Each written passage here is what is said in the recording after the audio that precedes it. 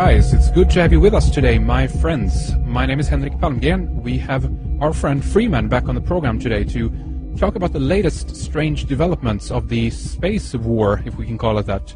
There have been quite a few developments on this in this department, especially up here in the north. The Norway Spiral, of course, and if you've been following our website, you know that we've managed to get some more clarity regarding the possible origins of the spiral.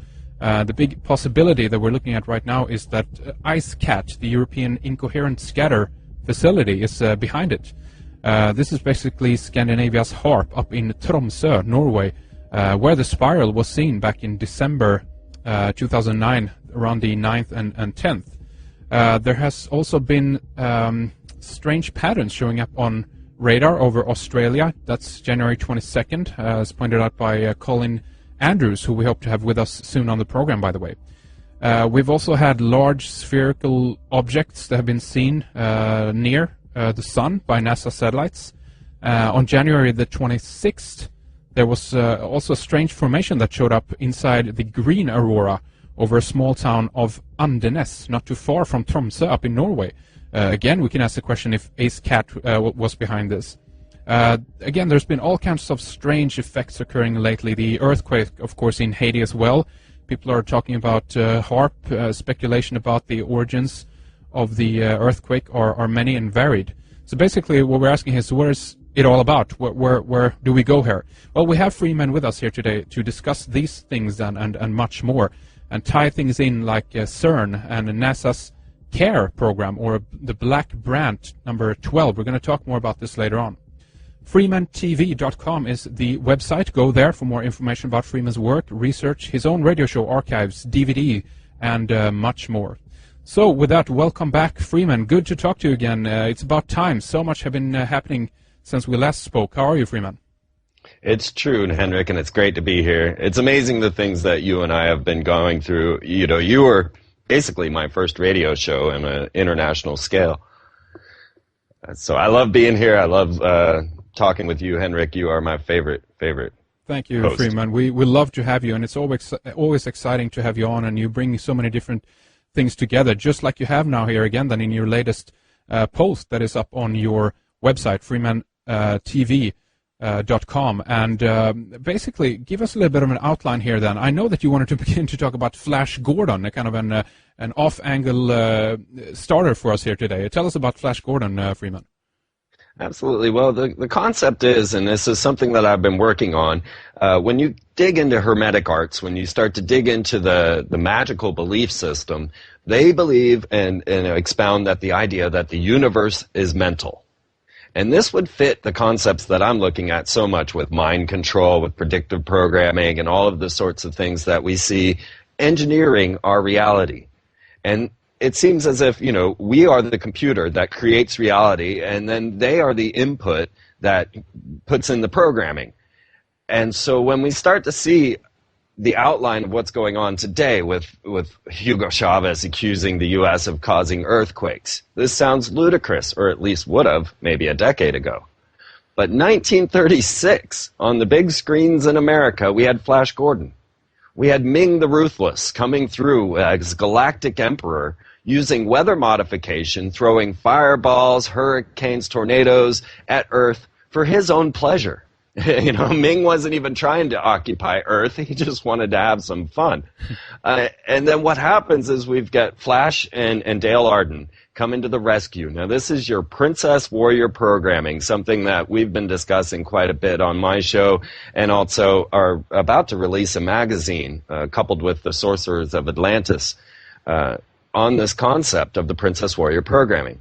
But so you see, as far back as 1936, we were already introducing the concept into the minds of mankind about weather modification from extraterrestrial sources coming down to just manipulate planet Earth, and then using a Princess Warrior programming to save planet Earth. Incredible. So back in the 30s, basically, and I mean, they had Tesla stuff going on then as well. I remember some old Superman comics even. They had the scientists who developed the death ray and stuff like that. So it's been in science fiction. But again, to emphasize and to bring further clarification to your point, I guess what you're saying as well is that we have these sci-fi weapons pretty much coming online during these times that we're living in right now, and we see these kind of weird effects basically happening all around us, Freeman. Yeah, absolutely. And this is where it really starts to get confusing. Now, I made a HAARP video back in 2006, and already that HAARP video was basically dated. I mean, the information was 1999. But I was trying to outline and show people what this was and what its capabilities were. And at that time, Milosevic had accused the U.S. of using HAARP to cause earthquakes and floods in the Middle East. Now, when I showed this to university students at Kansas University, it was in the front page of the USA Today. And they said, oh, well, he'll just say that. You know, and no one was ready for this type of concept.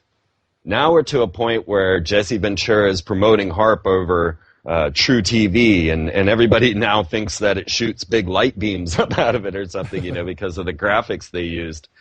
And now, of course, everyone's going HAARP, HAARP, HAARP, causing earthquakes in Haiti. And, you know, it was the Russian military, it was Hugo Chavez.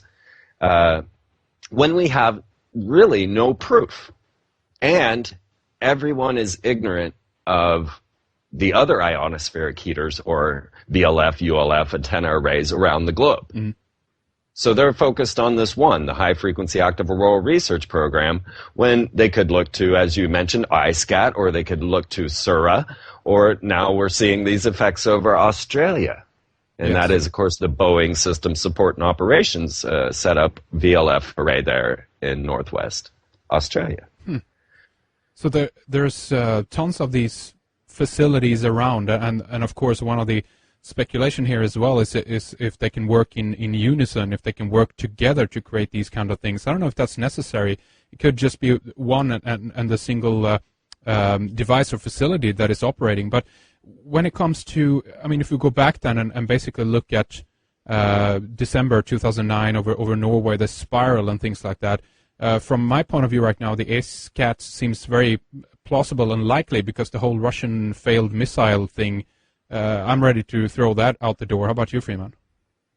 Well, I still have my questions, and I think that both answers are correct, actually. Now, first of all, we've got to, ask the question about the companionship between Norway, their EISCAT, and the Russian military.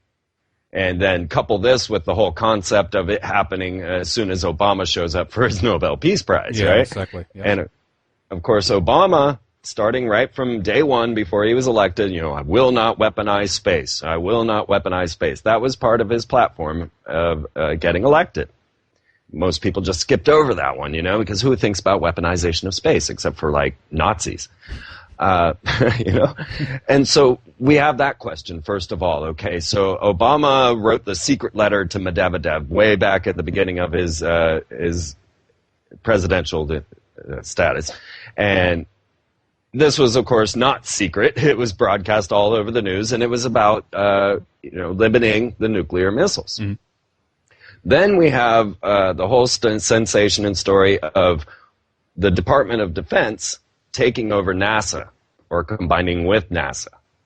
So this sounds like a militarization of space, and I definitely want to talk to you about NASA and what's going to happen. Yeah. Because there's big changes coming, very big changes coming, and I've been tracking that for some time. So are they working together, or do we have a Russia-Norway alliance as they're trying to break open portals into the other dimension, or what is going on? And is this a Switzerland-Russian-Norway alliance? Because it was CERN, being at world record levels the night before, was it involved in this Norway spiral? Okay, but the one thing that people are missing, and this is